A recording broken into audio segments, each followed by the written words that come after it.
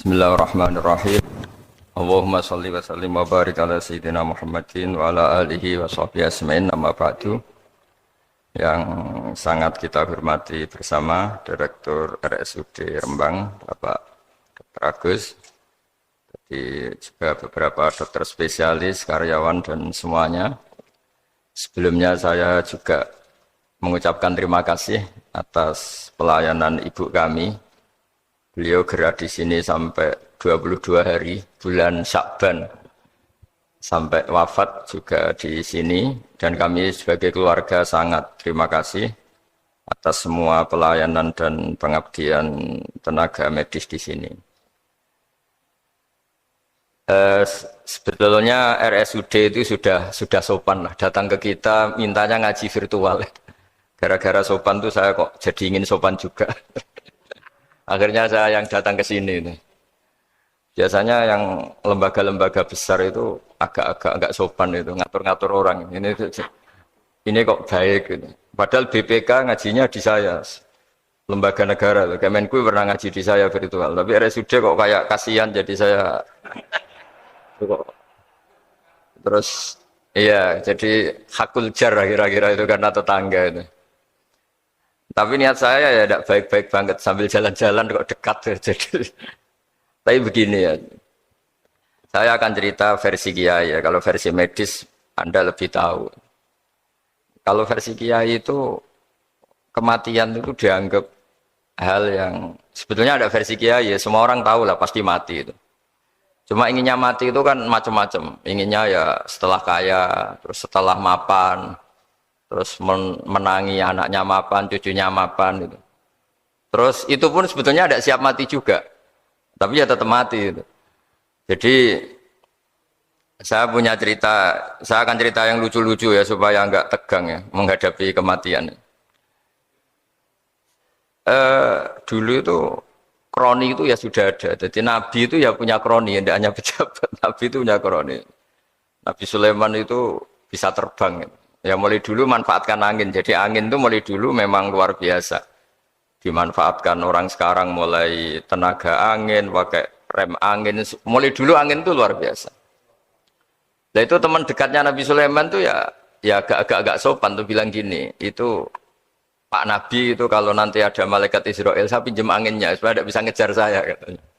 Jadi mulai dulu tidak hanya pejabat, Nabi pun ya punya teman yang agak-agak gimana itu. Suatu saat malaikat Israel disuruh nyabut orang, misalnya namanya siapa lah. Nanti saya sebut ada yang tepaan sama nanti tersinggung, ya semuanya siapa gitu. Yang jelas namanya ada Agus tidak Bambang karena bahasa Arab. Itu orang ini cabut di India. Nabi Sulaiman kira-kira ya di Palestina kira-kira itu. Si orang ini ternyata di dekat Nabi Sulaiman. Nah karena Nabi itu kan orang hebat lah, sehingga malaikat ya kadang silaturahim ke para Nabi. Israel sendiri ya kadang-kadang silaturahim ke para Nabi. Silaturahim yang paling nggak disukai ya silaturahimnya malaikat Israel. Datang ke Nabi Sulaiman, sebenarnya niatnya silaturahim. Ternyata ketemu orang itu, kaget malaikat. Waduh ini gimana ini? Saya disuruh nyabut di India, kok orangnya di Palestina. Nabi Sulaiman kira-kira di kawasan Palestina, di wilayah yang katanya Israel itu. Karena Palestina kita tahu kan, menurut pemerintahan Israel itu wilayah Israel, menurut Palestina pemerintahan apa? Palestina. Tapi Indonesia alhamdulillah sampai sekarang itu nggak mau atau tidak punya hubungan diplomatik dengan apa? Israel. Sehingga kita harus mengistilahkan Palestina untuk warga Indonesia. Kaget malaikat ini katanya disuruh nyabut di India kok ada di sini. Nah si kroni ini, si orang yang itu melihat malaikat Israel, entah kenapa kok dia bisa melihat itu. Mungkin punya kekuatan tertentu karena dekat Nabi. Kaget dia. Malaikat melihat dia karena janggal ya, disuruh nyabut di India, kok orangnya di Palestina. Si orang ini melihat malaikat juga takut. Malaikat itu punya hawa yang luar biasa. Akhirnya bilang ke Nabi Sulaiman, ya Nabi Allah tolong pinjemin saya angin untuk saat ini juga saya bisa terbang ke India. Dipinjemin sama Nabi Sulaiman. Akhirnya orang itu sampai ke India. Dikira angin itu sudah segala-galanya sampai India. Terus malaikat senyum, seneng dia. Wah ini sesuai protokol karena andai kan orang itu tetap di situ, malah malaikat gak berani ngambil karena prosedurnya harus ngambil di India. Jadi andai kan dia tetap diam di situ, sebenarnya malah gak masalah karena gak sesuai apa panduannya harus karena dia terbang di India, malaikat itu nyusul ya terus diambil karena sesuai apa? Ya sesuai perintah harus memang diambil di India. Nah, kemudian saya kan memang dipesenin untuk memperkuat apa ya nakes teman-teman semuanya lah pasien. Tapi saya cerita dimulai dari yang seperti ini saya sengaja karena memang ya hidup itu seperti inilah. Pasti kita semua akan mengalami kematian. Cuma inginnya kita ya hidup itu ya sehat, ya, terus kalau mati itu ya tidak punya utang, karena berat nanti utang. Saya tidak tahu fikihnya itu. Kalau utang pribadi itu hisabnya berat, kalau utangnya lembaga itu gimana ya? Dihitung salahnya direkturnya, apa dihitung salah karyawan yang minta naik apa? Gaji. Saya tidak tahu, kayak utangnya Indonesia itu yang disalahkan itu menterinya apa presidennya, apa yang selalu mengajukan gaji 13.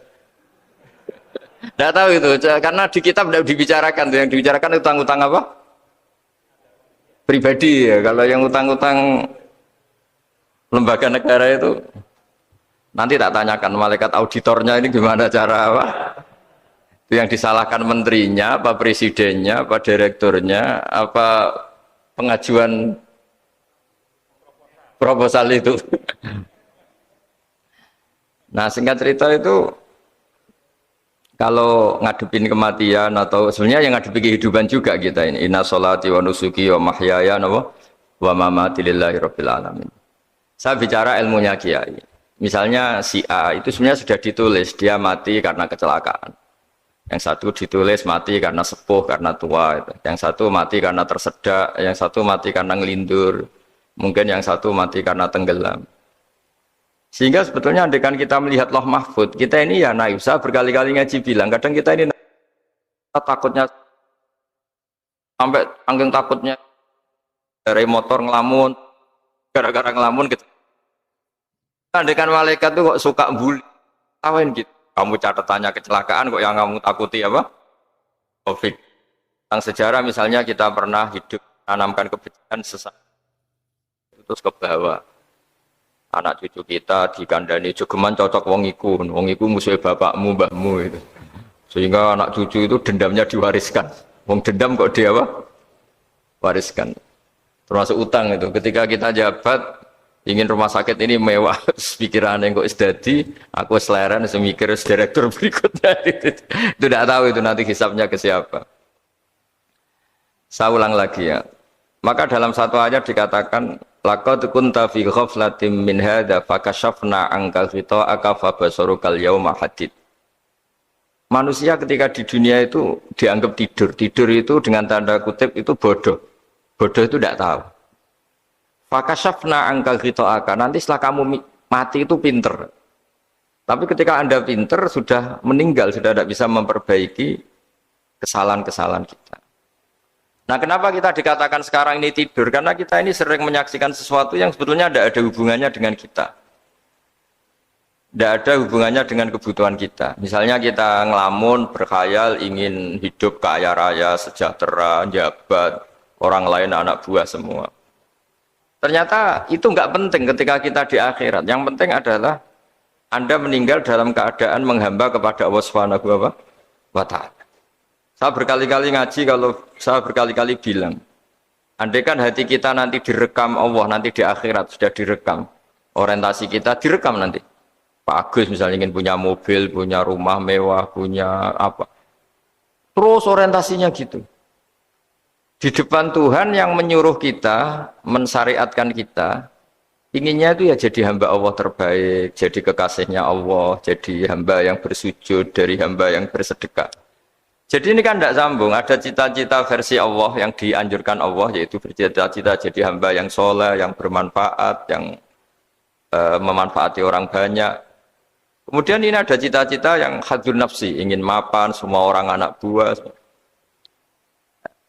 Hal-hal seperti ini itu harus kita jaga, jangan sampai terjadi. Makanya di semua kitab pertama mendahulukan bab niat. Niat itu ya faman kana hijratu ilallah wa rasulih fa hijratu ilallah wa rasulih. Orang baik itu orang yang orientasinya itu menuju Allah Subhanahu wa taala. Lalu yang kurang baik adalah orang yang orientasinya itu ya harta, perempuan, pokoknya inginnya itu hal-hal yang kepentingan dirinya sendiri. Nah, lalu kenapa kita kadang tidak tahu? Ya tidak tahu itu karena tadi kita kalau tidak wiridan itu tidak punya efek samping. Tapi kalau kamu nggak punya uang kan terus lemes. Karena ngerti itu terus uang itu penting, wiridan tidak penting. Nah dari kesimpulan itu sebenarnya kita menjadi bodoh. Karena menjadi bodoh ketika Anda meninggal ternyata uang ini nggak penting, wiridan ini penting. Tapi tahu kita terlambat setelah kita meninggal. Nah di sini saya ingin mengingatkan apapun kondisi kita yang jelas itu ingat selalu kepada Allah Subhanahu wa taala. Caranya ingat gimana? Kata Nabi, kamu bayangkan musibah yang lebih ekstrim, kamu akan tahu yang kamu alami itu ahwanu wa aisar, yang kamu alami itu ringan sekali. Ringan seringan-ringannya. Saya beri contoh ya, kalau Anda belajar kalau dalam bahasa pondok itu falak, mungkin kalau bahasa umum itu apalah ilmu apa. Misalnya orang ahli meteor, ahli apalah, ahli perbintangan. Ketakutannya pasti benda langit ini jatuh kemudian menimpa bumi. Nanti kalau Anda ahli biologi itu takutnya bumi ini likuifaksi karena sumber daya alamnya sudah begitu dikeruk, dimanfaatkan. Nanti yang ahli teroris atau yang ahli ekstremis itu takutnya itu ada teroris. Yang ahli sosiologi takutnya Indonesia itu chaos. Kalau chaos ya saling bunuh, saling. Jadi semuanya ini ketakutan ini semuanya mengarah terhadap kematian. Kecelakaan lalu lintas ya menjadikan orang mati, likuifaksi kayak kemarin di Sulawesi ya iya, gunung meletus, gempa, tsunami. Nah ketakutan yang menjadikan kematian sebenarnya banyak. Kalau baru tsunami aja ya orang takutnya ke tsunami. Nanti kalau ada kematian gempa ya takutnya gempa. Kalau temanya COVID ya takutnya COVID. Terus kalau ada tetangga mati karena ngelindur ya baru gue nak turu hati-hati nggak nak mati ngelindur. Jadi, ya masalahnya kan kita tidak tahu, nggak tahunya itu. Ya tadi takutnya COVID ternyata catatannya itu mati kecelakaan. Takutnya kecelakaan ternyata matinya itu ngelindur. Kan kita tidak pernah tahu. Dari tidak pernah tahu itu kemudian agama datang dengan anjuran sudahlah kamu tawakal bahwa semua urusan kamu di tangan Allah Subhanahu wa taala. Inna sholati wa nusuki wa mahyaya wa mamati lillahi rabbil alamin la syarikalah. Yes, ibadah kita, sholat kita, hidup kita, mati kita semua di tangan Allah Subhanahu wa taala.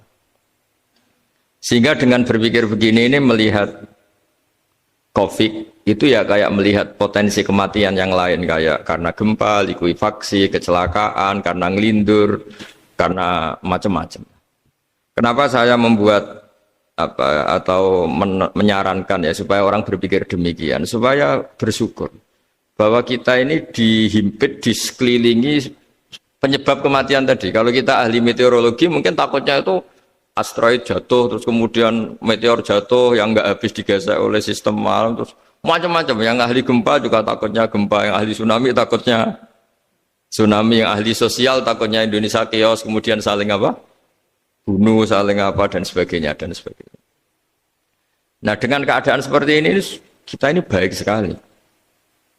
Bukan sekedar baik, baik sekali. Kita tidak mengalami chaos sosial, kita tidak mengalami likuifaksi, kita tidak mengalami benturan benda langit di bumi kita. Karena itu sekali terjadi, bukan 1-2 lagi, tapi habis seluruh Indonesia, mungkin seluruh dunia. Nah di sini cara Allah membuat kita selalu bersyukur bahwa hal-hal itu tidak terjadi. Jadi ada sebuah ayat yang Allah selalu mengingatkan, Aamintum man fis sama ayakhsifa bikumul ardo fa idza hiya tamur. Kamu boleh sekali-kali berpikir Bumi ini justru potensinya itu likuifaksi, potensinya itu hancur karena di bawah itu ada magma, ada apa minyak, ada macam-macam. Ini kan di bawah ini kan ngerongkong coro Jawa itu karena diambilin terus.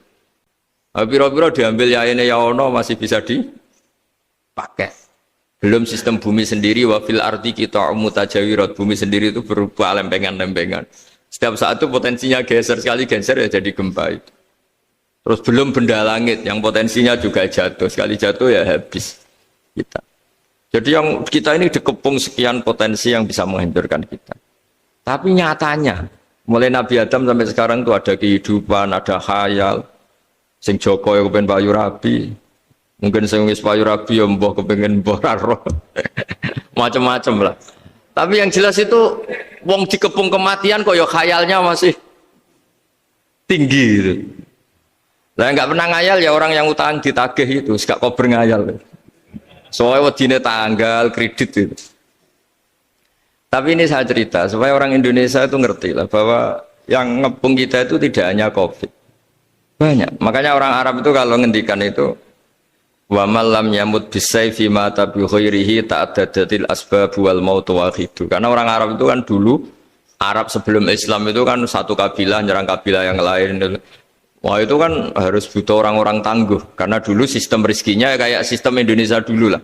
Kerajaan ini nyerang ini supaya satu kerajaan punya eksistensi harus mengalahkan kerajaan yang lain. Bahkan cerita-cerita itu sama lah di Indonesia di mana-mana. Nah itu pemuda-pemuda yang gagah berani itu karena punya pegangan tadi. Wa man lam yamut bisayfi toh mata biwirihi. Kalau kamu tidak mati di medan perang ya tetap aja mati juga.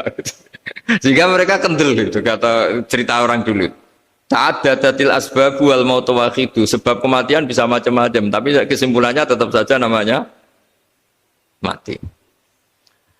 Lalu Islam itu mengajarkan aksiru min dzikri hadhimil ladzat. Kamu harus banyak ingat mati. Tapi uniknya Islam itu menyuruh ingat mati itu disuruh justru semangat hidup. Karena kita butuh bekal itu.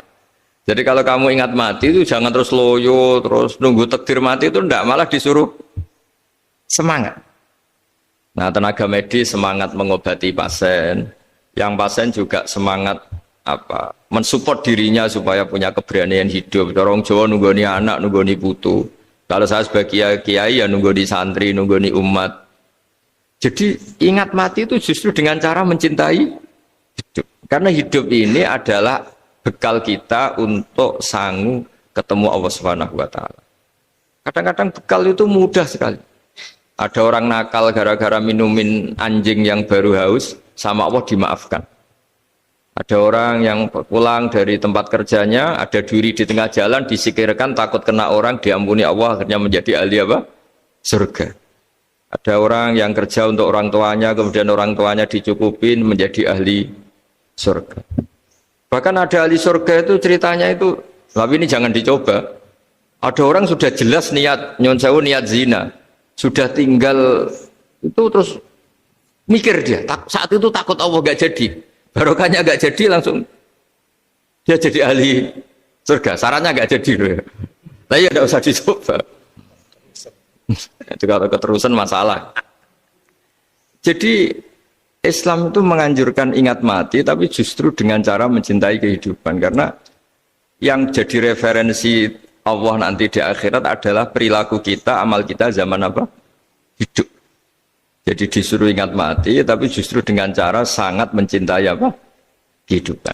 Lalu yang dinamakan kehidupan itu apa? Ya kita-kita ini. Ada yang mengkhidmati agama, mengkhidmati orang sakit, mengkhidmati itu ya berbakti, membantu. Ada yang nata lalu lintas, ada yang nata keamanan kayak Pak Polisi, ada yang nata keuangan kayak Kemenku. Macam-macam. Semuanya harus kita cintai, profesi-profesi yang oleh Islam dianjurkan untuk kita nekuni itu. Jadi saya mohon lewat cerita ini orang itu tidak fokus takut Covid. Kasihan Covid kan jadi tersangka pembunuh sini. Padahal di kampung-kampung orang lugu-lugu yang saking nggak ngertinya itu kalau dikasih sumbangan itu katanya itu salam neng Covid matur nuwun. Itu ribet kalau orang lugu-lugu itu. Dikira Covid itu satu makhluk atau manusia yang apa? Nyumbang itu. Jadi saya mohon semohon-mohonnya, minta seminta-mintanya Sampean harus ngitung nikmat lah. Dengan sistem meteor seperti itu di langit tidak jatuh ke kita, sistem bumi yang sudah ngerongkong gini tidak likuifaksi. Terus di dunia ini banyak kimia, banyak racun. Itu kalau misalnya meledak kemudian dibawa angin, mungkin matinya lebih massal. Ternyata semua itu nggak terjadi. Artinya nikmat yang sekarang kita dapatkan, kita nikmati sekarang itu jauh lebih besar ketimbang ketakutan kita. Nah, ini Islam selalu menganjurkan fazkuru ala Allah la'allakum tuflihun. Selalu ingat sisi-sisi nikmatnya Allah. Kamu jangan hanya sisi wah kita dikepung Covid, kita punya istri judes, punya anak nggak nurut, punya atasan sadis, punya anak buah nggak loyal. Kalau gitu terus ya kamu nggak berani hidup. Yang diingat masalah terus. Itu salah, hidup seperti itu salah menurut Islam. Yang Islam menganjurkan fazkuru ala Allah, kamu ingat sisi-sisi nikmatnya Allah, bukan sisi-sisi kita hidup itu diuji. Saya punya sekian cerita ulama-ulama yang unik, yang punya nasihat itu. Jadi ada orang kaya raya dulu temannya banyak, anak buahnya banyak. Suatu saat dia miskin terus gak ada yang berkunjung. Terus dia ngeluh, curhat ke ulama itu. Ketika saya kaya yang berkunjung banyak, ketika saya miskin kok nggak ada yang berkunjung, kurang ajar betul teman-teman saya. Terus kata kiai itu lucu kalau yang ada nih, ya bagus gitu dong ketika anda miskin tidak ada yang berkunjung. Loh kok bisa? Ya misalnya kamu sekarang jadi buruhnya orang, pas disuruh-suruh dibentak-bentak, terus teman kamu udah datang, malah kamu jadi tontonan toh. Mendingan nggak ada datang, jadi kamu ketika buruh orang nggak malu karena teman-teman kamu sudah tidak datang. Ya alhamdulillah kalau gitu ya. Jadi dulu satu hal yang dia dulu nganggap problem, ya kan kalau kamu misalnya dulu kaya temannya banyak jabat terus yang takut banyak, ketika sudah miskin Yun Sawu jadi buruhnya orang disuruh-suruh terus teman kamu tetap do datang, siap nggak ada? Siap datang apa siap tidak datang? Lebih siap tidak datang sebetulnya kan, karena nggak jadi tonton. Akhirnya dia sadar. Ya gitu kalau dikeluhin istri saya ini judes ya sering marahin gini-gini. Ya bagus dong marahin kamu. Kalau marahin tetangga malah masalah. Coba kamu punya istri kalau marahin orang lain pusing enggak? Mendingan marahin. Jadi pokoknya dilatih terus. Lama-lama dia bersyukur. Nah termasuk cara kita melihat kehidupan. Ada doa Rasulullah SAW yang luar biasa, ya Allah jadikan kehidupan ini sebagai penambahan saya untuk berbuat baik. Wal mauta rohatan li min kulli syarrin, kalau saya engkau takdir mati ya anggap mawon ini mati itu berakhirnya semua potensi keburukan saya. Orang itu kan potensinya dua, buruk betul atau potensi buruk. Mungkin sekarang kita tidak korupsi, tapi saja suatu saat kita korupsi. Mungkin sekarang kita tidak salah, suatu saat potensi salah. Dan mati itu mengakhiri itu semua. Makanya saya berkali-kali cerita kalau ngaji, kalau orang-orang alim NU itu kalau ada bajingan mati tetap dia seksain ini baik dia. Itu tetangganya nggak mau semua. Wong bajingan darani baik. Tapi kiainya ngotot. Harus disaksikan kalau ini baik. Akhirnya mereka bilang ya baik-baik. Padahal di hati kiainya sudah tidak bisa garong lagi, tidak bajing lagi. Ya baiklah gitu. Jadi sehingga orang-orang soleh itu melihat hidup itu ya biasa, melihat mati itu biasa, karena hidup adalah sarana kita menambah kebaikan dan mati adalah akhir dari segala keburukan kita atau potensi keburukan kita. Jadi Islam itu mengajarkan kita gimana menghadapi kehidupan, juga gimana menghadapi apa? Kematian. Jadi saya ulang lagi itu ajaran-ajaran Islam yang luar biasa. Jadi ij'alil hayata ziyadatan li fi kulli khairin wal mauta rohatan li min kulli syarrin. Jadi hidup menambah kebaikan, kalau kita mati anggap saja mengakhiri semua buruk kita kalau kita sedang buruk atau potensi keburukan kita. Saya cerita ringan tapi supaya diingat-ingat. Jadi kalau kita yang nekuni, saya tadi kan sudah bilang, kita kiai yang nekuni ilmu itu, ya tadi kita agak fokus bicara Covid. Inna woha yumsikus samawati wal ardo antazula wala inzalata in amsakahuma min ahadim min ba'dih. Kalau kamu ahli meteorologi kan melihat ini jatuh, jumlahnya besarnya sekian. Ini kalau digesek oleh atmosfer paling masih sekian kayak kemarin Januari kan hujan meteor yang sering kena Lampung kemarin. Terus di mana-mana mesti takut kamu itu. Kalau kamu ahli gempa takutnya itu ya pergeseran lempengan bumi.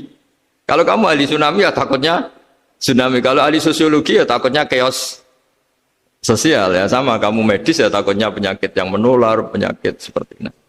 Oke, kita sekarang fokus menghadapi COVID dan kita selalu berharap supaya Indonesia terbebas dari apa? COVID dan musibah-musibah yang lain. Ya tadi apa gunanya terbebas dari COVID tapi chaos sosial kayak apa terus kita, sehingga Islam selalu mengajarkan harus disyukuri lah bahwa kita sekarang alhamdulillah kita hidup harmonis. Kita kata Mbah Mun Bhinneka Tunggal Ika itu dingendikakno terus yang terakhir masalah air. Air itu sumber kehidupan. Di antara Allah mengingatkan kita adalah kul ara'aitum in asbaha ma'ukum ghoron famayyatikum bima immain. Bumi ini kan bawahnya ada magma, terus ada air. Normalnya air itu enggak ada. Secara teori itu normalnya air itu enggak ada karena bumi itu kan kalau ada air kan meresap. Sudah meresap bawahnya itu ada minyak, ada magma, harusnya air itu tersedot habis. Tapi orang saking angkuhnya, saking cueknya, ngira air itu malah potensinya itu abadi. Sebetulnya kalau menurut teori alam, air itu gampang hilang kan, diletakkan di bumi ya bumi itu meresap. Nanti bawahnya itu ada minyak, ada sebagian ada magma, ada macam-macam lah. Jadi potensi air itu harusnya nggak ada malah kalau melihat sistem itu. Tapi karena Allah saking rahmannya, air ini dijaga sedemikian rupa tetap ada. Kalau melihat sistemnya kan normalnya malah nggak ada. Makanya Allah selalu mengingatkan, in asbahama ukum ghoron. Suatu saat air yang kamu pakai, yang jadi sumber kehidupan itu bisa saja tahu-tahu hilang. Mungkin tersedot oleh panas bumi atau corong Jawa niku nyeresep entek atau gimana lah cara Allah menghilangkan. Fama ya'tikum bima immain. Lalu siapa yang bisa mendatangkan air itu lagi? Ini kata para hafid, ini yang kata guru-guru ya termasuk yang dikatakan Pak Mukhtar ini. Nanti orang harus ngendikan menjawab Allahu Rabbul Alamin. Hanya Allah sendiri yang bisa mengatur air ini selalu ada. Itu Pak kalau kamu pikirkan air kamu sokkan di bumi kan mesti langsung hilang meresap ke bumi. Bumi ada bawahnya lagi, ada bawahnya lagi dan mungkin bukan yang paling bawah mungkin tomak harusnya itu nggak ada. Tapi Allah saking sayangnya mengatur sistem air itu ada dan tersedia. Tapi ketika orang terlalu cuek dan angkuh sampai lupa syukur tersedianya apa? Air itu Allah mengingatkan, disuruh bayangkan. Kul ara'aitum. Coba bayangkan kalau in asbaha ma'ukum ghauron. Tadi kan ada khataman ya, saya ikut terima kasih. Bayangkan kalau air suatu saat itu ghauron menjadi hilang. Fama ya'tikum bima immain. Jadi saya tidak bisa spesifik memberi nasihat tentang COVID karena ya tadi yang bisa membunuh kita ini banyak. Ya, tsunami ya bisa bunuh, gempa bisa bunuh, likuifaksi bisa bunuh, jatuhnya benda lain kita bisa bunuh. Takut tanggal utang kaget ya bisa bunuh. Macam-macam. Semacam-macam lah ngelindur ya. Kemarin mudik aja yang sebelum tertata rapi aja mudik aja berapa kemarin kalau ada apa mudik Lebaran yang tahun berapa 3 tahun yang lalu apa 4 tahun yang lalu dulu. Jadi saya mohon ketakutan kita adalah yang hakikat adalah takut jadi hamba yang tidak baik. Itu yang harus jadi ketakutan sejati.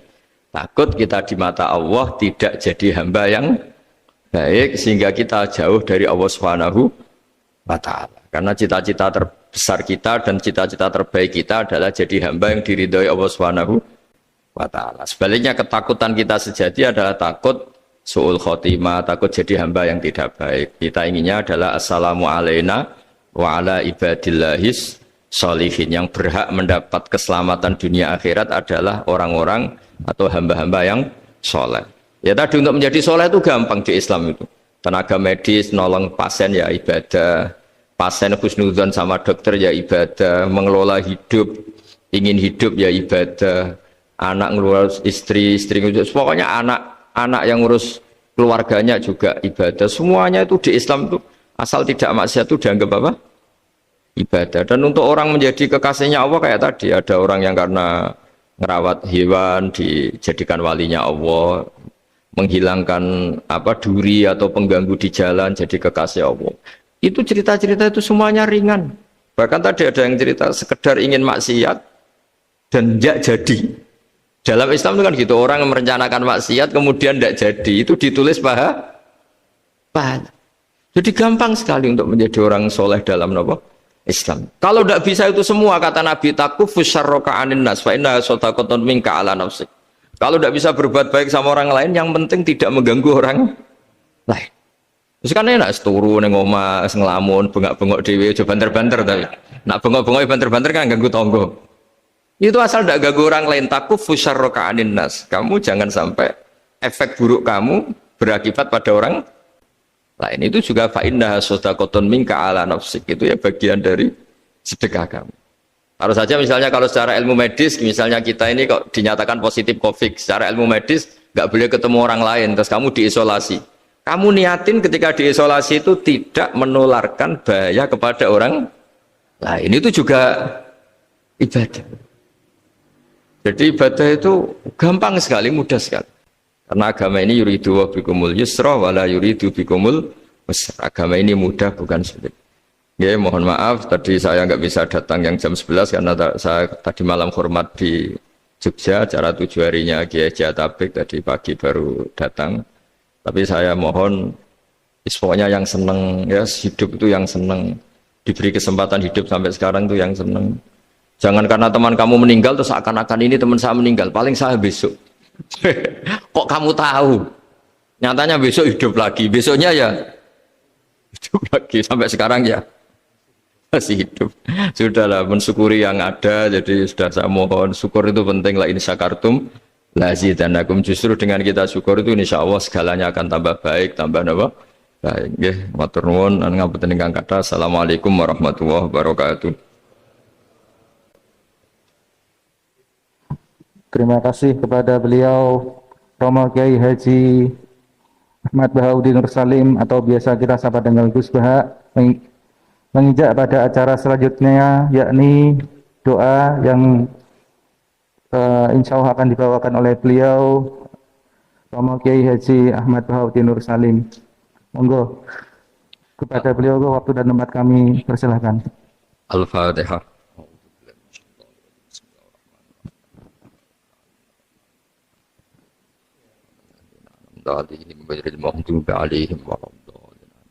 Bismillahirrahmanirrahim. Nahmaduka ya ghafur ya syakur ya rahman ya rahim ya syafi ishfina syifaan la yughadiru saqaman.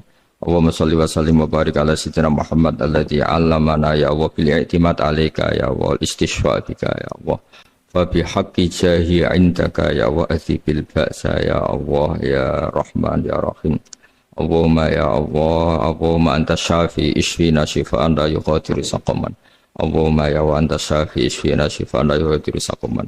Wasfi mardona ya Allah wa tayu mardona innaka anta syafi azibil ba'sa rabban nas innaka anta syafi ya Allah.